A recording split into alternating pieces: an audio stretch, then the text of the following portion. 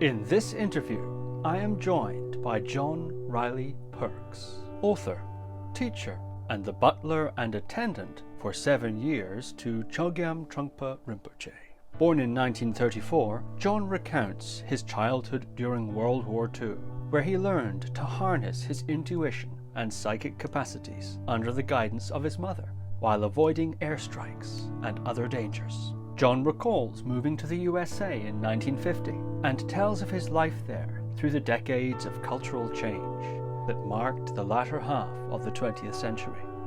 John describes his first meeting with renowned guru of Tibetan Buddhism, Chogyam Trungpa Rinpoche, and the subsequent years in his service as personal attendant and butler. John recalls the powerful spiritual field of tantric masters and details how Trungpa worked to dismantle John's ego in a variety of potent ways. John also reflects on the line between so-called crazy wisdom activity intended to enlighten students and the abuse of trust that so many celebrity spiritual masters, including Trungpa himself, are accused of. John also explains how to send and receive messages on the wind, the protocol for interacting with spiritual beings, and how to live in the mystery. So without further ado, John Riley Perks. John Perks, welcome to the podcast. Thank you. I'm so pleased to be talking with you today. And we were just exchanging information about our various locations. Here I am on Narrowboat in the UK, and you're in Vermont, where I understand it's getting quite cold now. That's correct. We have a house in Vermont, in Saxton's River. On the river, we have 11 acres. The journey to getting there from the UK, where you were born, is a rather remarkable one indeed, and we're going to talk about that journey today. So I wonder if we might begin with your childhood. Could you say something about where you were born, the context of your upbringing? Yes. Well, I was born in 1934 in Sidcup, Kent. Before the war, and then of course along came the war, and we survived. Some of us survived, you know. I did have considerable post-traumatic stress disorder, which I had to overcome. But during the war, my mother said, you know, we thought we were going to get invaded. My dad was in the Home Guard. And so my mother said, if we get invaded, that I should go and stay in the woods. We had woods near us, near Chislehurst, actually. And so that was the plan. We also made Molotov cocktails, you know, to throw at the Germans. But luckily, we didn't have to do any of that. And then the Americans came later on, and they were great. They gave us lots of food and clothing and things like that. And my mother married an American sailor, and then we came to the United States. Well, I didn't come right away, but my sisters and my mother came to the United States in 1949 or 48, 49, and I came in 1950. So that's basically the story of how I got here. And then I've been back and forth. I came back and went to art school in Exeter for a number of years, and so forth and so forth. But there we are. That's it, basically, in a nutshell. Your mother you've described her, I think, elsewhere as your first teacher. Yeah, that's right. She was a spiritualist, and we used to go. She used to take me on. She'd do seances, you know, and she was pretty good. I mean, she could, before we went into somebody's house, she could tell me where the people were in the house and what they were doing, and knock on the door, and then of course people were there. She also saw spirits and ghosts and talked to them and stuff like that. And I was able to do some of that, and then other times I was just scared out of my mind. So yeah, she was wonderful. Yeah, I'm curious about that. Hmm. Where do you think that ability in your mother came from? And you said you also had some of that ability. Is that an inherited trait, or is it a capacity someone can develop? It was a native thing, you know. Living in the country, Sidcup was then part of the country. We had woods all around, and my mother was brought up in Hampshire, in Eversley, and the native people had their own traditions, you know, of healing and so forth. My grandmother was a registered nurse under the Queen Alexandra's nursing thing that was part of, I think Florence Nightingale had started that. But as I said, there was a native kind of Celtic or early English, Anglo-Saxon maybe tradition that was passed down through families. I mean, we had family people in Sidcup who had been there all their lives and had never been to London. And, you know, in those days, we still had horses and wagons, and the milk was delivered by a horseman. I mean, sorry, a man with a horse and wagon, and then we get the bone and rag and bone man would go through the streets and yell, "Any old rags, any old bones," and you know they pick those up. So it was. We've seemed to have come quite a long way since then. But yeah, there's a tradition, which I think is still active in some places in the UK, and certainly in Ireland. Yeah. I'm curious, what is the protocol for interacting with these kinds of, I suppose, beings? You've said elsewhere that you were able to see yourself animals and certain beings with lights around them, and Yeah. your mother taught you how to relate to trees Yeah. and beings in the forest and that sort of thing. I'm Yeah. wondering, what's the sort of protocol when interacting with that side of the world? Well, I think that if I at this point I could talk about uh, Buddhism being a big help, and certainly deity yoga, and Vajrayogini, and certainly Guru yoga helps clear your mind of what would I say, of interference, where you're always thinking about your own particular needs or your own materialism, so that you kind of you don't live by a clock.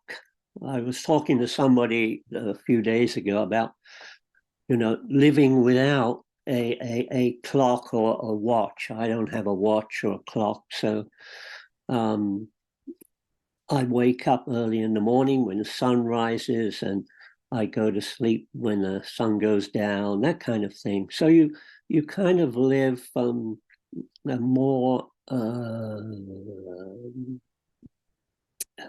how could we say, more closer to nature life, you know, and you listen to the birds and the trees and the bumblebees and things like that.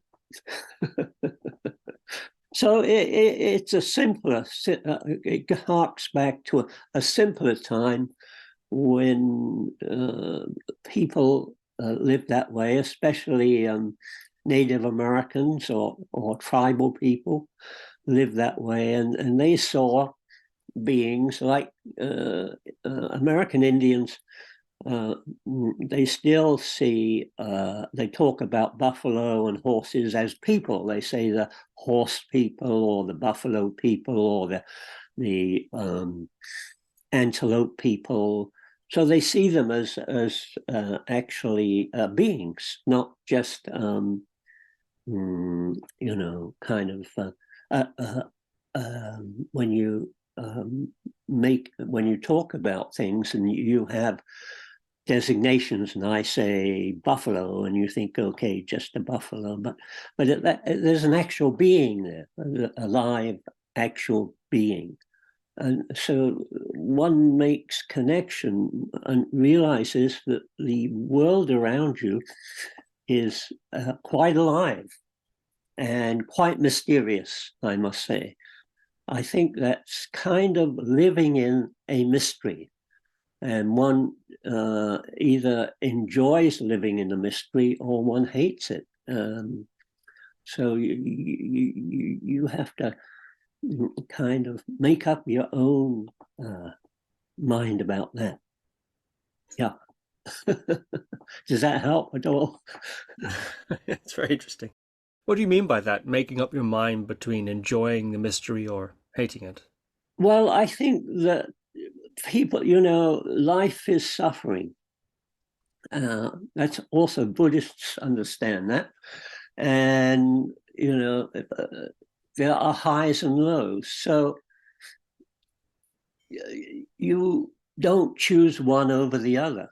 On the other hand, if you fall in love, then you're going to suffer. I always chose to fall in love. So I knew that it was all temporary, but nevertheless, I was willing to do that because I, love people, and I have children. I love them. So it's that kind of stuff. I'm an old man, so I am just rambling a bit. Not at all. Not at all. Yeah. While we're on the subject of these sorts of visions that you had as a child, these Yeah. Oh, experiences, yeah. did they persist throughout your life? Sometimes these sorts of things, one hears children experience them and then they sort of grow out of it. Did you have you continued to have those kinds of experiences throughout your life? I have.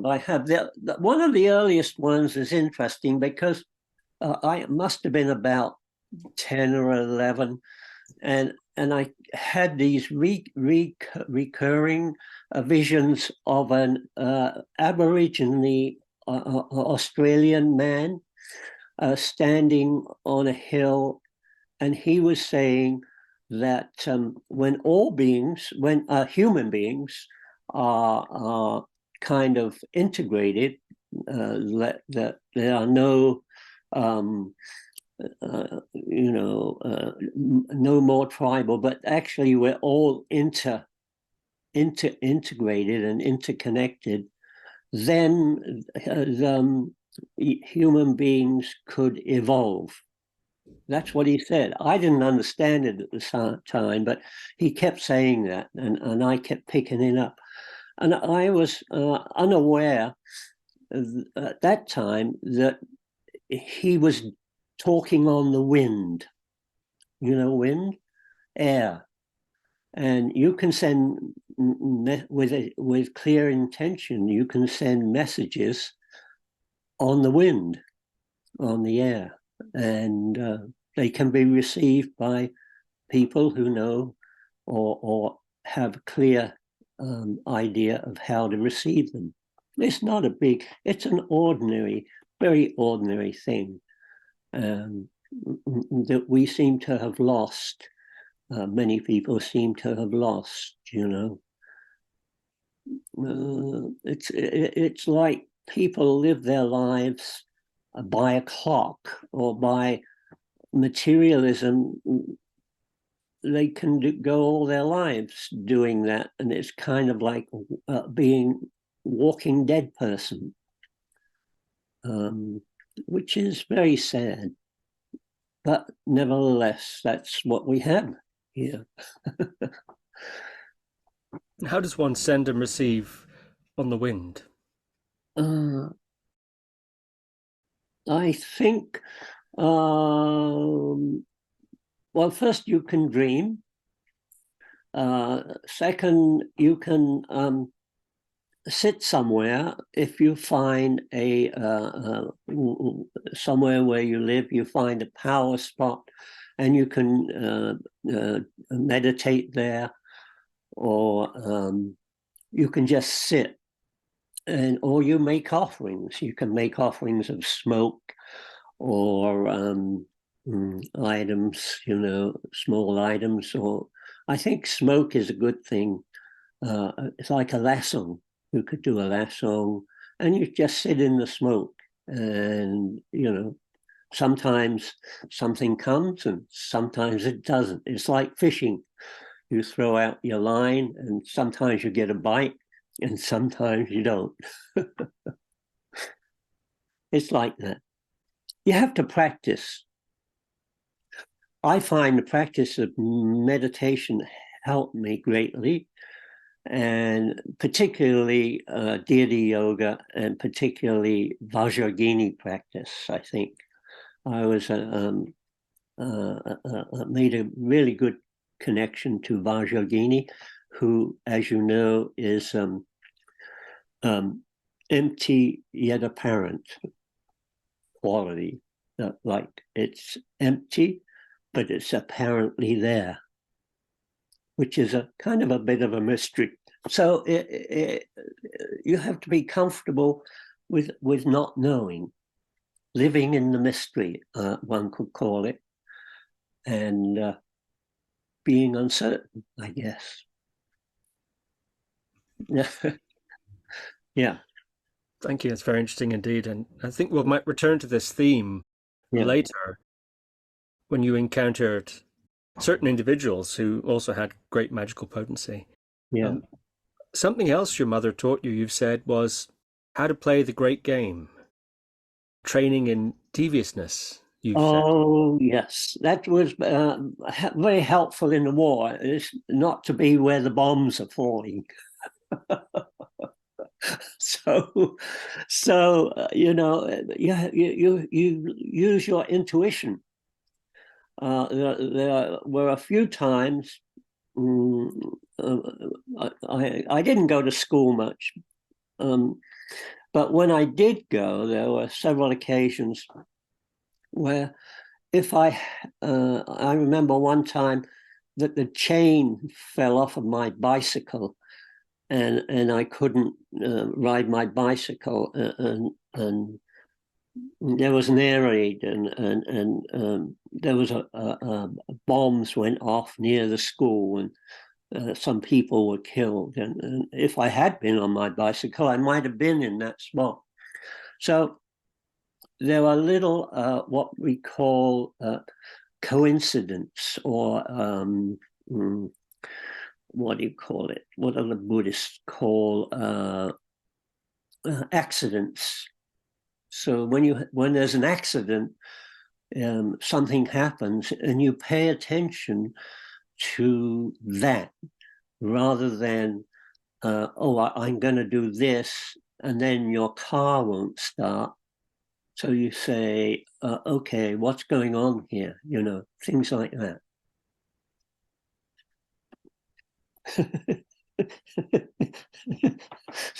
It sounds crazy, but you know, that's the slightly the way that you work, and you work with all beings that way. You know, so that if you get a lot of pushback, then you don't do it. You know, but you listen more to your environment, and then whether you have there's an auspicious coincidence that happens, a meeting, maybe a meeting of people or not a meeting of people, that kind of thing. Fascinating indeed. Mm. Is there anything else to say about that time in your life, your childhood, before you moved to America? I guess there was a lot of fantasy. I read a lot, I read all the classics and Robin Hood and King Arthur and all those things. And my mother would even make me costumes, and I'd go and play in the woods and pretend I was one of these beings, Robin Hood or King Arthur, or and I'd imagine that I was in a Camelot, maybe, or something like that, which was rather interesting in looking at the world, that it was a mysterious place, and it wasn't a place of going to school and sitting behind a desk with your arms folded and listening to somebody talk about history, but that you could actually read. I get books from a library and read and study on your own and see where that leads you. So I think that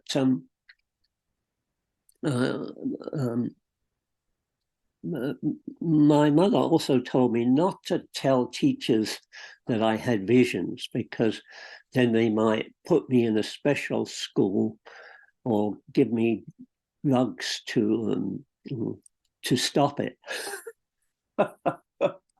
which is often happens, I think. But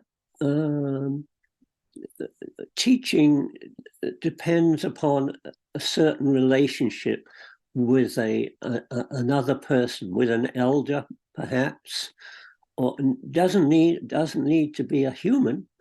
It could be anything. It could teach you something if your awareness is sharp. Awareness is everything, I think. You have to keep your awareness. Yeah. What would you say to a young boy or a girl who was having those kinds of experiences, the sorts of experiences you were having? What would you say to them if they told you about it? Yeah, I would say try to find somebody who you can talk to, who has either had similar things happen to them, and somebody who loves you, perhaps. Find somebody who loves you, I think, if you can. Otherwise, I think you could make up an imaginary person, perhaps. I'm not sure. I've done both. So, yeah. But life is tough, and it's tough on the young people today. It's very tough. And I don't know what the schools are like, but it's tough. I mean, people talk about wanting to be normal. I always like that movie about Frankenstein, where they have the guy go and get the brain, and he gets the wrong brain, and they say, "What did it say on the jar?" And he said, "Abby." He said, "Abby what?" He said, "Abby normal." So the other thing is, I think if you can find a native person in America, I think you could find a Native American who might become your teacher, or Tibetan, or somebody who has similar experience and understands you and will accept you without conditions. That's a pretty hard number to find, I think, but it's possible. You mentioned that you had some rather severe PTSD at that time, which you had to overcome. I'm wondering how that PTSD manifested itself and how you overcame it. Panic attacks. I had panic attacks, and I let's see, how did I overcome it? Well, I drink martinis. Later on, I drink martinis. But, you know, being with Trungpa Rinpoche, it was a constant panic attack all the time. And so I had to, how did I deal with that? I think I just went through it, and you know, I just have a panic attack, and then I just have to go through it. That's all. I could. There was no way to stop it sometimes, and yeah, I just had to go through it and learn what I could about it. Yeah. Do you still have panic attacks these days? No, I'm too old to have panic attacks. Like my mother used to say, I've lived too long in the woods to be scared of the owls. No, I don't. Not anymore. No. What was it like moving to America in 1950? What a time to arrive in America. My goodness. What was that like coming from Sidcup? Well, it was, you know, America. Yeah, wow. I had lots of illusions about America. I mean, I thought I'd get off the boat and John Wayne would be walking down the street, or, you know, there'd be gunfights or things like that. There's still gunfights, but no John Wayne. But it was a big adventure, and that's how I saw it. And I wanted to go out west, so I had a number of jobs, and I saved up enough money to buy a Winchester lever action 30-30 carbine and a pair of cowboy boots and a ticket to let's see, the first place I went was Omaha, Nebraska, and I went to the Farm Bureau because there was a lot of jobs for in farming, and I got a job feeding pigs, big pigs on a farm where they had a bunkhouse, and the guys there were four of us. I was the youngest, of course, and they had a big potbelly stove in the bunkhouse. And that first night, I started to take off my clothes to go to bed. And they started to laugh. And I at first I thought, oh, there's some kind of sexual stuff going on. And I said, what's the matter? And they said, well, Sonny, you don't take your clothes off to go to bed. You put clothes on. And so everybody slept in the clothes that they wore during the day. And my job was we had a pair of mules and a wagon, and I would go down the rows of corn and shuck the corn and throw it into the wagon. There was a board on the wagon, and the corn cobs hit the board and went into the wagon, and the mules would keep up with me as I went down the row. So in the morning, it would take me all morning to fill a wagon load of corn, and then I would take the corn up to this big lot where the hogs were, and they were big hogs, and I would shovel out the corn and then go and get another one in the afternoon. So that was basically my job there, and I got paid $3 a day plus room and board. How old were you at that time when you were doing that farmhand work? Oh, the farm work? I was 16 or 17. Yeah. Where did you go from there? From Nebraska, I went to Mesquite, Nevada, and I got a job.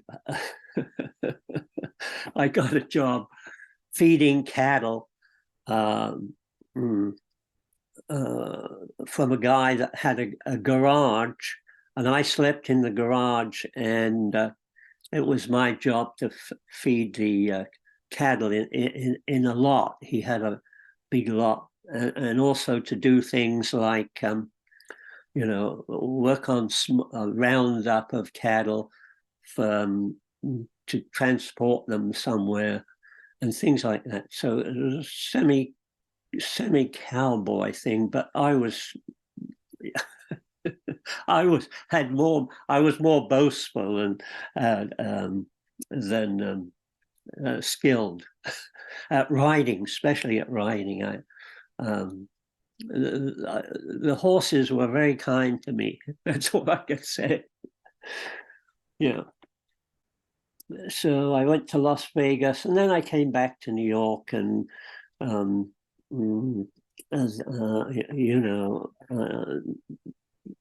we started. My wife and I fell in love with a Jewish lady, and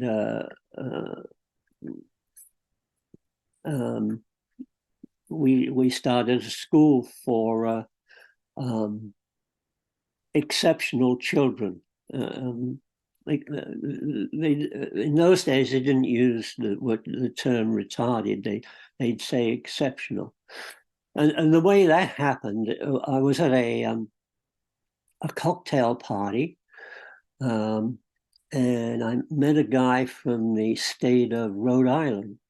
And in those days, they were taking kids who were 16, 17 years old, who had small amounts of marijuana, and they were putting them in prisons. And I said, well, what does it cost to put somebody in prison? And he said something like, $30,000 a year. And I said, I could do it for 20. And he said, if you can do that, I'll send you 10 kids tomorrow. So I said, well, give me a little time. And we went out and bought a farm, a 640-acre farm for $22,000 up in the Adirondacks, close to in a place called Paradox, in a place close to the state park. So it was perfect. And we ran that for 12 years, I think. Yeah.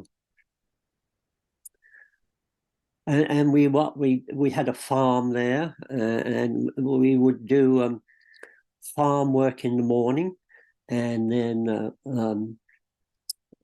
class work in the afternoon.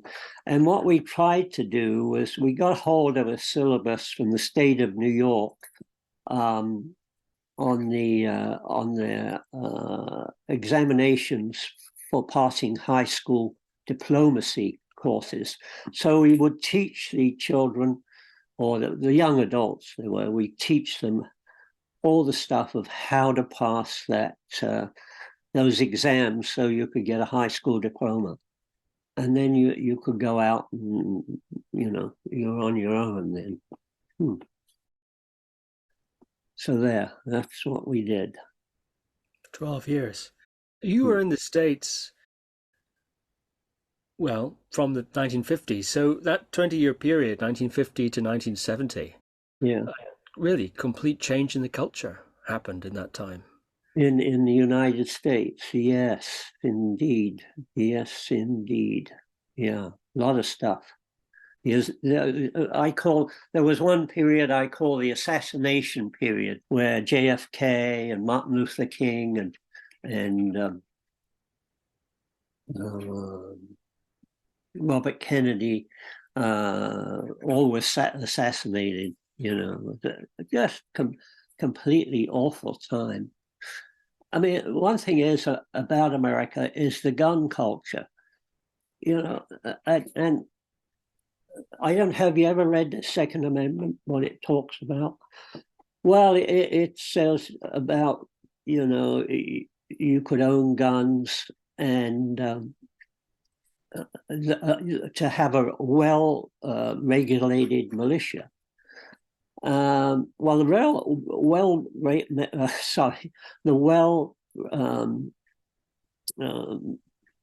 regulated militia is like the state guard.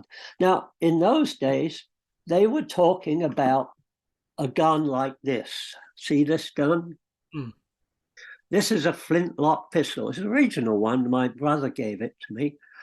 And it shoots one shot or two shots every minute. But so now there was no they didn't change the law when you could shoot 50 or 100 shots a minute. So something has to be done. I mean, they have to amend the Second Amendment, which would be very difficult to do, because the gun people who make guns, they're against that, because then they won't make money or something like that.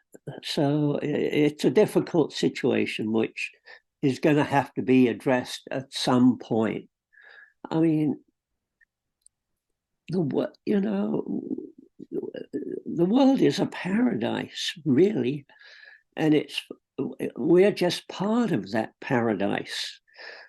And to treat each other with hate and aggression is crazy. So you have to say, okay, listen, a greater part of humanity is out of their mind. So, it's tough. And anyhow, that's my political view is that the Second Amendment has to be ratified. It has to be changed. We have to be. You've got to be. I understand that people want to in America to keep the original founders' ideas, but on the other hand, things have changed since then. Take slavery. They had slavery when they made the Constitution, and it took a long time to actually have freedom for African Americans, and it's still happening in America, where African Americans and minorities, Native Americans, are still have to fight for their rights. So it's not over yet. I like America. I like democracy, but in a democracy, you really have to watch out for people who want to take it over and organize an authoritarian state, like Mr. Adolf did, and Mr. Mussolini, and people like that who can always corrupt a democratic society. So you have to be aware of all of that and use your best talents to stand up against it. I don't think I've ever said such a long spiel. Anyhow. What about the 60s? That revolution, the music, the drugs, the East meets West, etc. What about that? Well,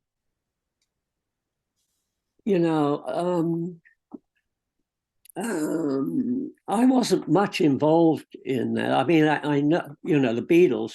We all love the Beatles. As a matter of fact, when I was in the UK, and I had gone back there and had gone to school at Exeter, and there was a teacher named John Epstein, and who happened to be Brian's Epstein's brother. And we shared a basement apartment together. And his brother, Brian, said, oh, would you guys like to come up to Liverpool? I have a shuffle group or some kind of music group that I'm going to hear. Would you like to go with me? And we both said no, because we were involved in becoming artists. So of course, it turned out to be the Beatles. But I personally, apart from the shocks, the outward shocks of the society was going through, I never actually took. I didn't like marijuana because it made me cough a lot, because when you inhale, it seemed to hurt my lungs. So it wasn't. I didn't do much. And as for drugs, I stayed away mostly from them, I think. Yeah. Although I did speak to people who had been on, so-called, had been to South America and been on journeys which seem authentic. I had never done anything like that. I don't think I needed to. I was already on a journey. And I didn't need to increase the dream or vision state that I was in. I needed to actually try to keep my feet on the ground, so to speak. I didn't seem to need to do anything. I was okay, or so I thought. Yeah. Or so you thought. Yeah. What do you mean by that? Well, I think when I met Trungpa Rinpoche, I lived with him for 7 years, I think, and I was his main attendant. And we went together. We went through pretty much everything. So that what I mean is that while I thought I was free of concepts, he continually pointed out that was not true, and that I had made up my own reality, and that was also a construct, and that construct had to be dismantled. I think that's pretty simple as I can say it. Yeah. Before you met Chogyam Trungpa, what were you? What about your, if we could say, spiritual life? Could we say that during that time? I know you were reading the Don Juan books, and you found those very striking. Yeah. I was reading the Don Juan books, and I was living on my schooner up in Camden Harbor in Maine, and a friend of mine, George Marshall, said, "Oh, do you want to go down and meet this guy, Chogyam Trungpa? He wears bib overalls and smokes cigarettes and drinks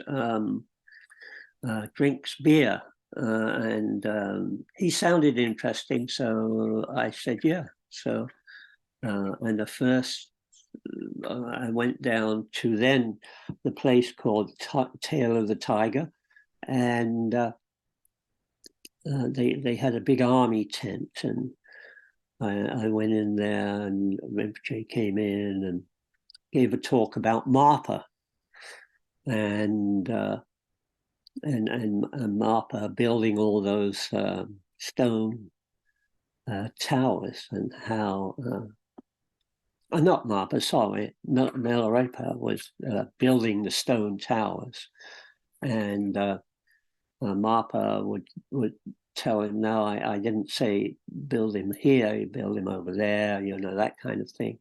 So he had to take it down, had to build it again. So yeah, so when I wanted to meet with Rinpoche, because he seemed there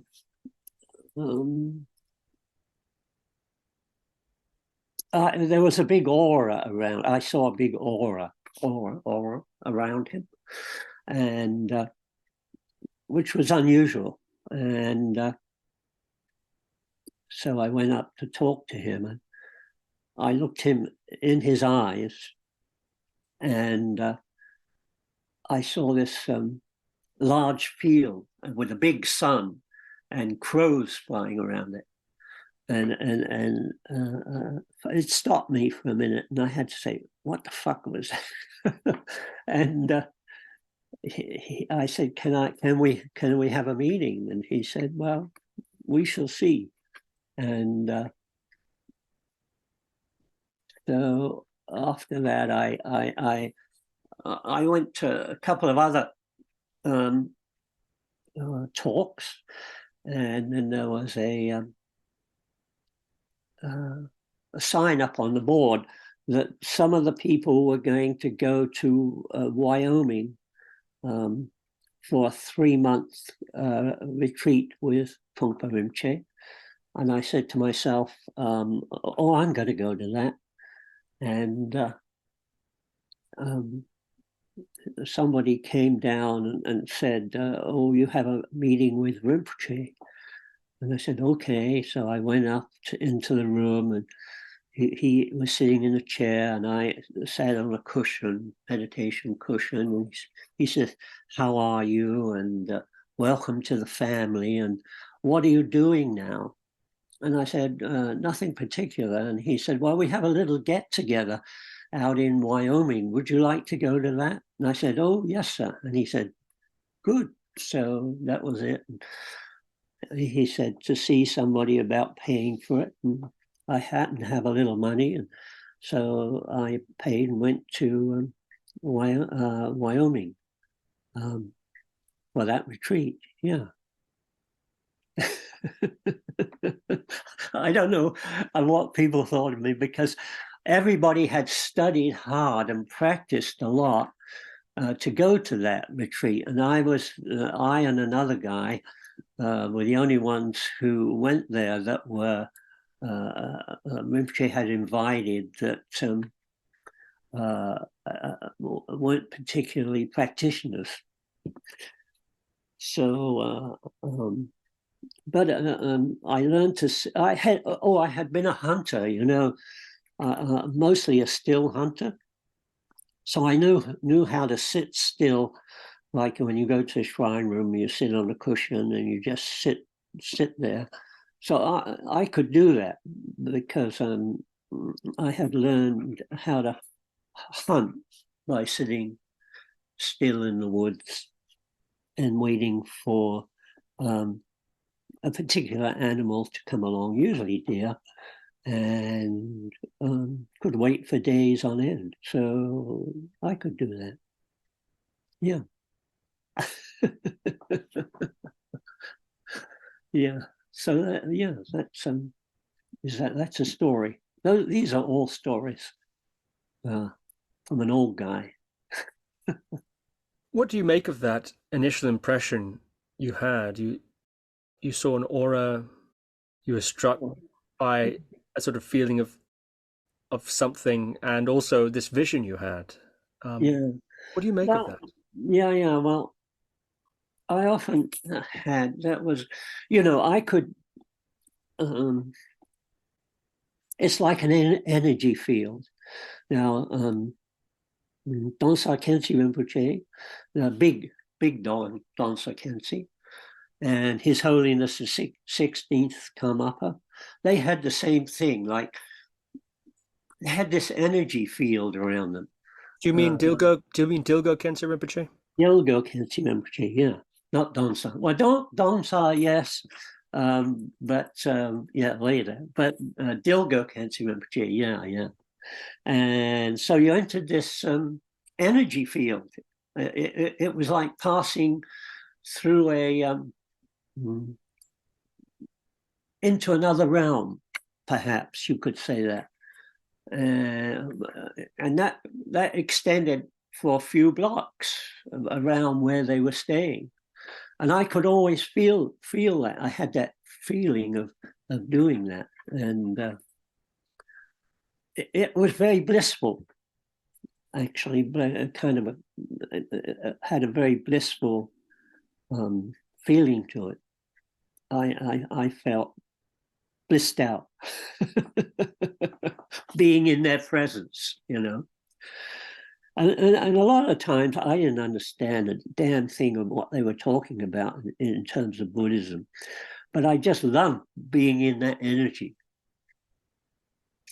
And of course serving them, and that's how come I got to be an attendant, by serving Trungpa Rinpoche and taking care of him. Yeah. When did the dismantling begin? All the time. It went on all the time.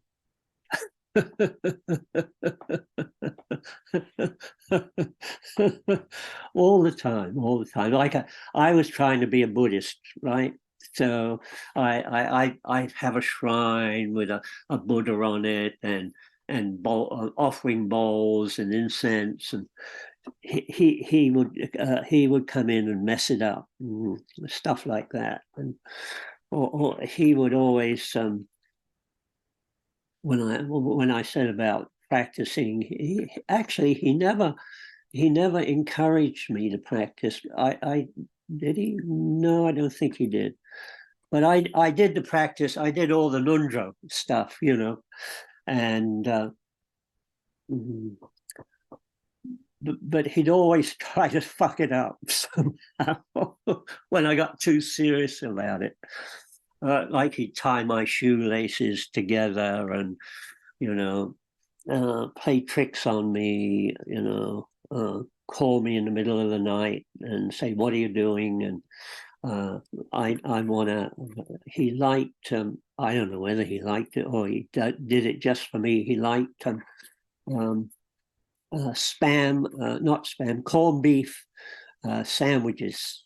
He'd take corned beef sandwiches with a cup of tea or with a bottle of sake.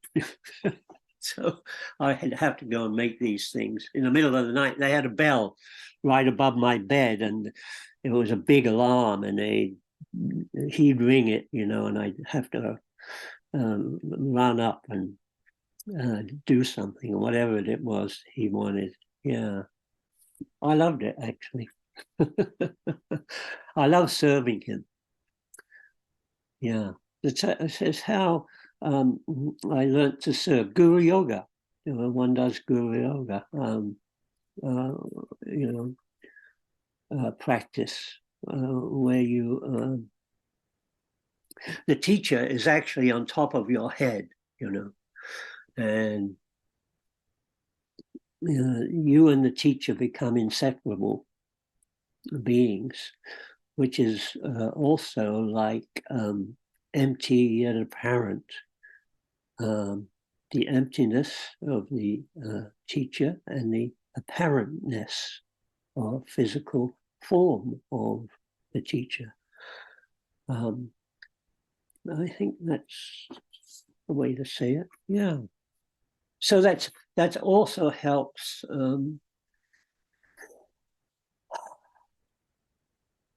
deconstruct your construction. Yeah. You said you love to serve him. Yeah. You said that with some feeling. Can you say some more about that? Well, you had to have awareness, good awareness.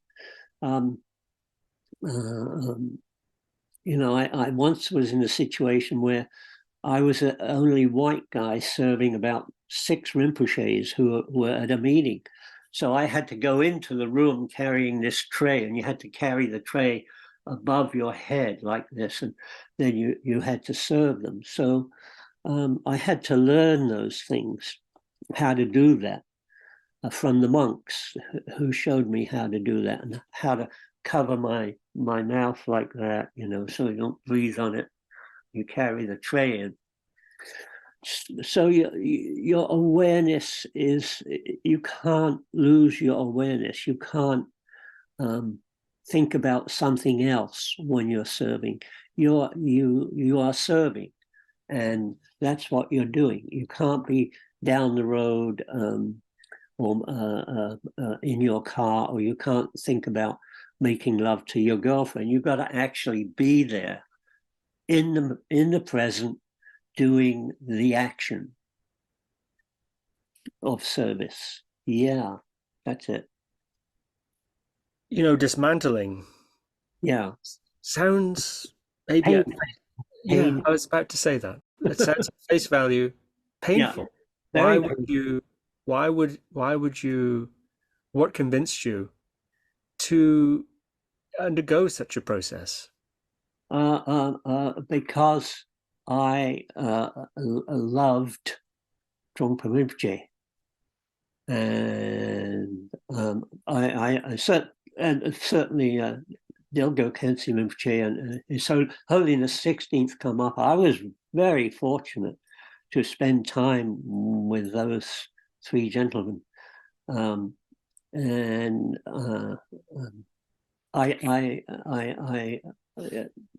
it wasn't a question of trust. It was a question that I love them. I love them. Yes, sir. Even though love, I don't use that a lot, because love donates ownership. Compassion is having compassion for things is more open, but it's hard to say, "Oh, I compassion you." So basically, you say, "I love you," and yeah, I love being in their presence and serving them. Yeah, absolutely. It was like being in open space that was filled with joy or brilliantness or brilliance or brilliance. Yeah. And what was it like being in such close proximity for those 7 years with Trungpa Rinpoche? Well, Dr. Khyentse Rinpoche asked me that question when I met with him, and I said, wonderful, awful. And he understood what I was talking about, because it's wonderful, but at the same time, it's awful, because it's a painful process.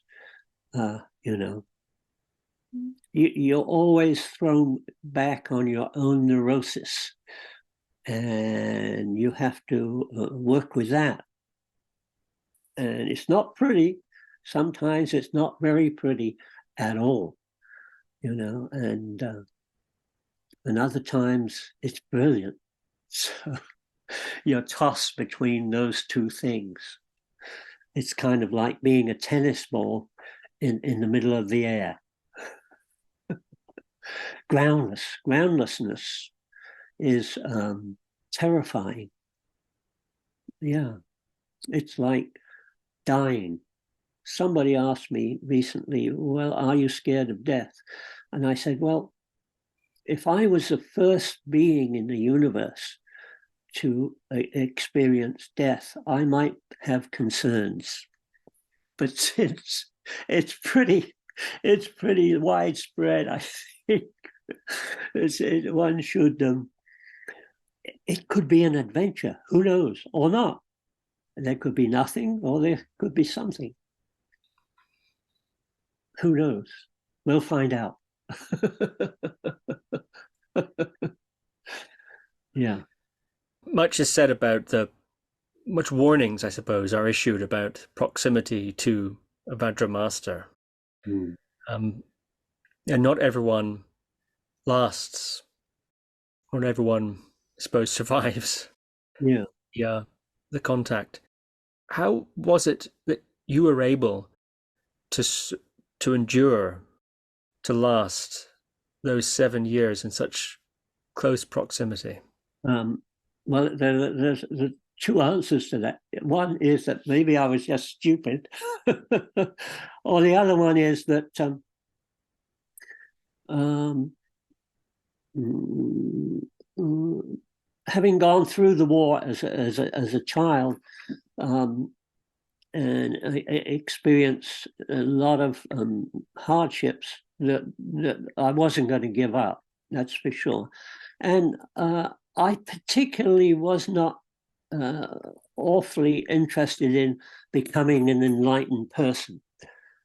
As a matter of fact, I didn't care much about Buddhism in the beginning, but I only learnt it because it was around me, and I saw these guys, and um,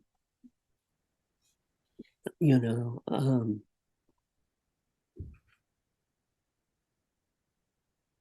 I wouldn't give up. I guess that was it.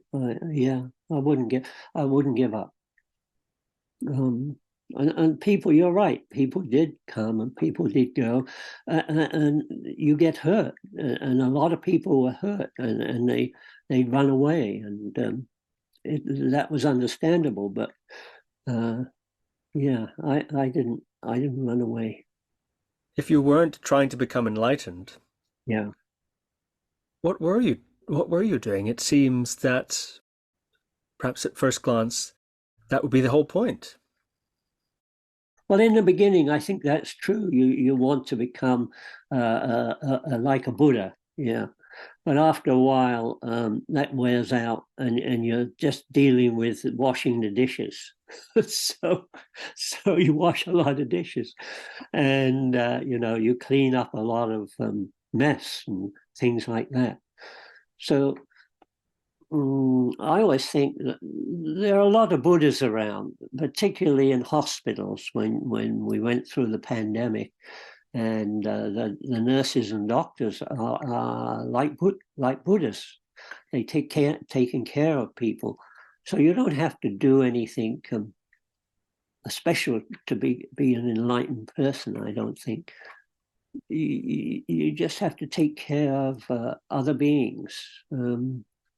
And yourself, I suppose, in a certain way.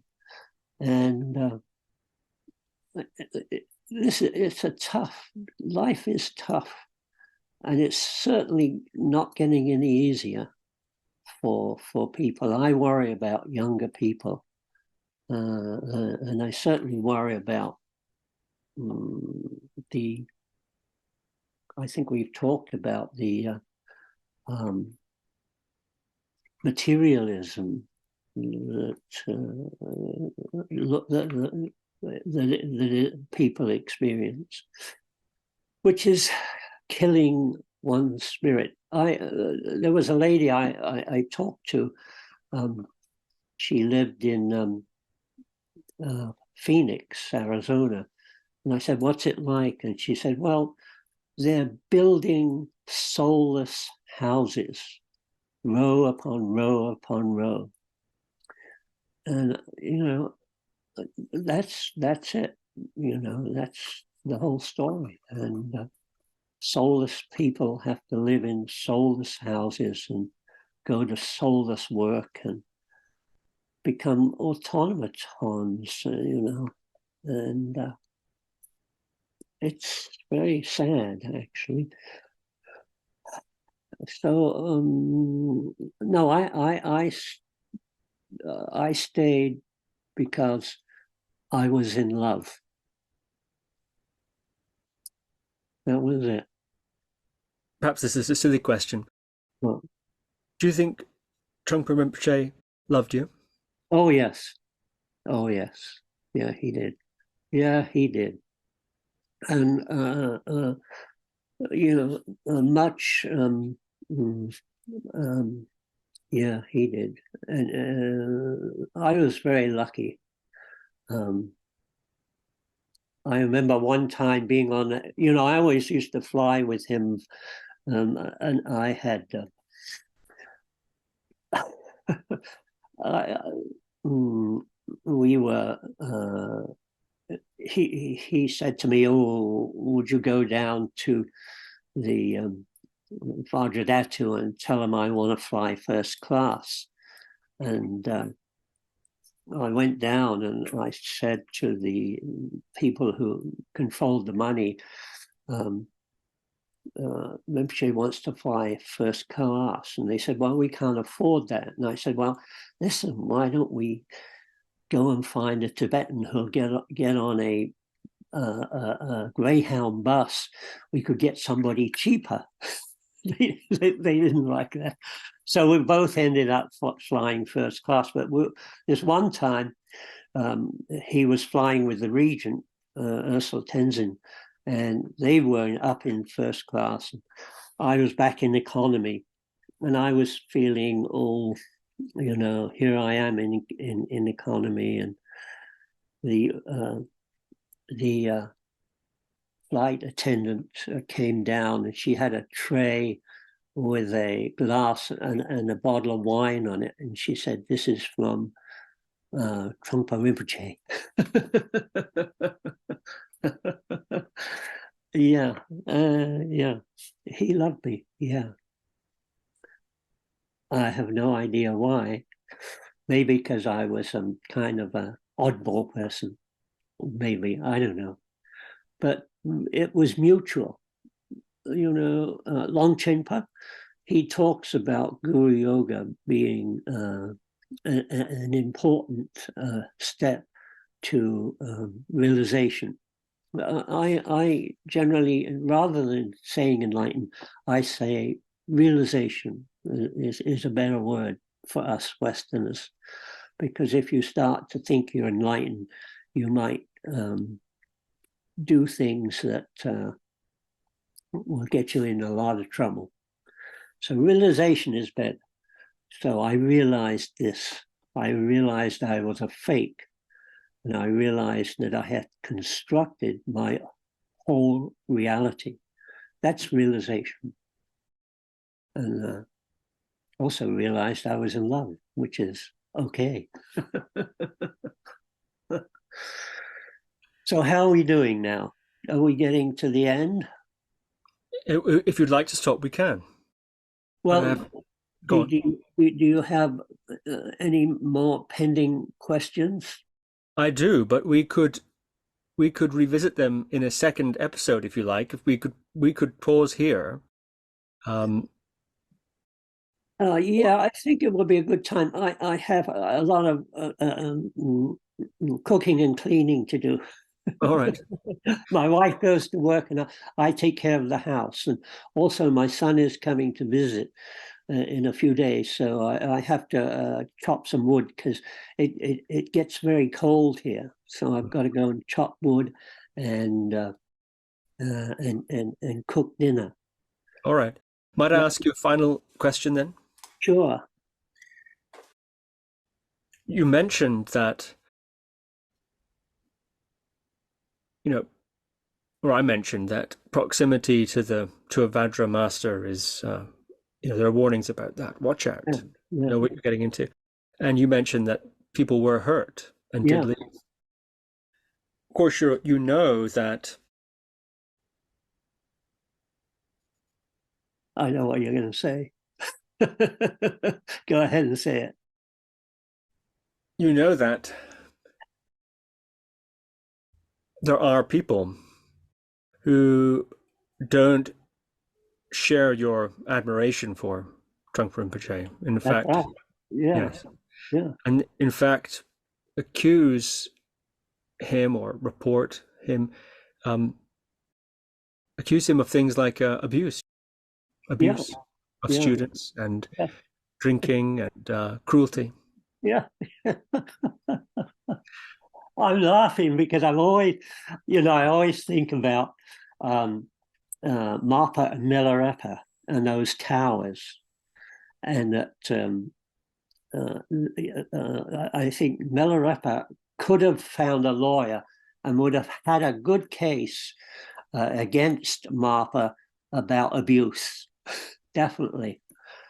Vajrayana is tough. That's, I don't know.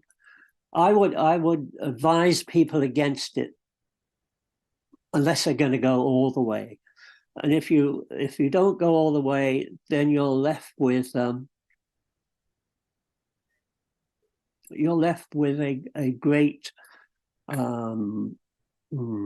solid pain in your heart.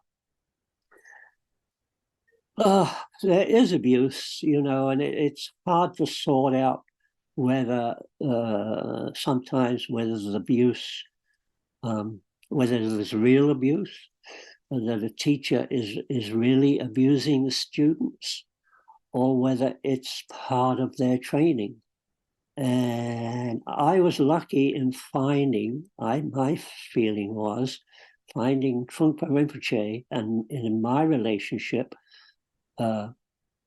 was pretty clean. So I was lucky, but I could see where people would think. People have said to me, "Why did you said why did you go through that?" And I think devotion. I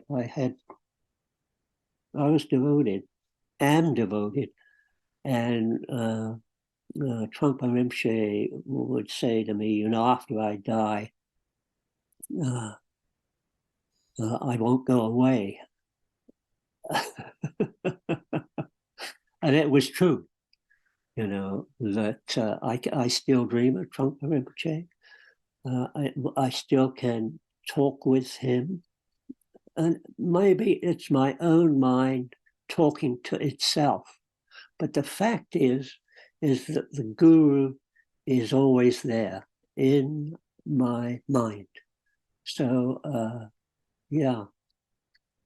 But I understand people got hurt, and people say, "Oh, he's a bad man," and all that kind of stuff. Maybe yes, I don't know. I also worked with Bill Cosby, who got. I love Bill Cosby. We had a great time together, and he, he did all this sexual stuff, which he did, but that still didn't take away from the fact that I loved him, Bill Cosby. Yeah, that even probably even Adolf Hitler was. People said he was very charming. If you went to visit him, and he was a very charming person. So I don't know that you can't give up on anybody. There's always something there. Anyhow, I understand what you say, and life is tough. And you're aware. You can't lose your awareness. Your awareness is everything, and you can't run away. Well, you can, but you don't go anywhere. You have to face things as they are. And your own intelligence and intuition has to tell you what is going on. And even that you should be suspect of. So that, yeah. It's certainly true that, as you say, in the Vajrayana, teacher might act in strange ways, to put it mildly. Yeah. It's also true that teachers do abuse and hurt their students. Those two things true. are true. Absolutely true. Yeah, absolutely true. Do you think that, in your opinion, Trungpa Rinpoche ever ever cross that line? Did you ever see that? He did say to me once, you know, there was this famous thing in the one seminary, Merwin, the poet Merwin, there was that big blower. And I said to him when he came back, I said, what happened? And he said, I went too far. He pushed it too far. That's what he felt. But he said that, you know. He didn't try to say, oh, I'm the guru and, you know, anything I do is okay. You know, he said, no, I went too far. What about the drinking, that side of things? Oh, yes, the drinking. Well, you know, he had said to us that he was only going to live a certain number of years. I think in the beginning he said 10 years when he started teaching Vajrayana. We never believed it, but he was. It was like he was not concerned with his own body. So yeah, but he didn't get drunk. I mean, a lot of times, I remember one particular time he was going upstairs and he was, you know, going like he was drunk. And then he stopped and he said, I'm not drunk, Johnny. This is just an act.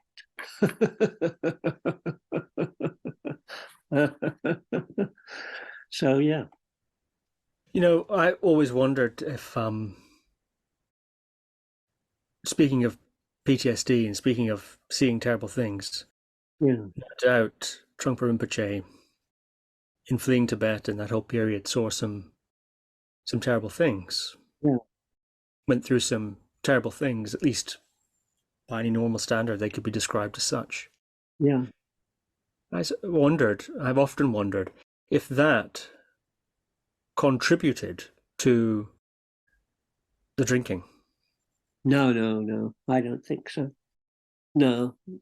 Oh no, no. He liked to drink. He didn't. Yeah, he liked sake. Yeah. So I said, oh, what is it about sake that you like? And he said, I like the taste. Tastes good. So I said, oh, well, okay. And it is true. He didn't. He didn't seem to get drunk. He didn't lose his awareness. Let's put it that way. Yeah. And we did LSD together, you know, and he'd never lose he'd take more than any of us, and he was always present. He was always there. He didn't lose his awareness. Thank you for answering those questions. You mentioned, for completeness' sake, you mentioned Bill Cosby. Yeah. And, you mentioned, of course, everyone will know, I'm sure, what you're talking about when you refer to Bill Cosby's sexual crimes and so on. Yeah. Am I right that in saying that you were not aware of those? Actually, I've heard somebody ask you that already. Did you know what was going on? And I heard you answer that you didn't know. Is that correct? Yeah, I didn't know what was happening. No, I didn't. I was very shocked when I found out. And I was slightly angry at, well, I wouldn't say slightly, I was kind of angry at him, but then, you know, I got over it. And yeah. I didn't know what was going on. No. Well, no, I didn't. But after I found out, then certain things fell into place, and I understood how that happened. Yeah, and he had set it up, you know, with ladies. Yeah. Well, gosh, thank you very much for answering my questions and talking about your life so generously. I appreciate it. I would love to talk to you again sometime about Celtic Buddhism. Sure. Oh, yes, I would like to talk about that too. So Yes. let's make another date, maybe after Thanksgiving. Okay, wonderful. Excellent. We'll do that. Okay. John Perks, thank you very much. And thank you. Lots of love. Thank you for listening to another Guru Viking podcast. For more interviews like these, as well as articles, videos, and guided meditations, visit www.guruviking.com.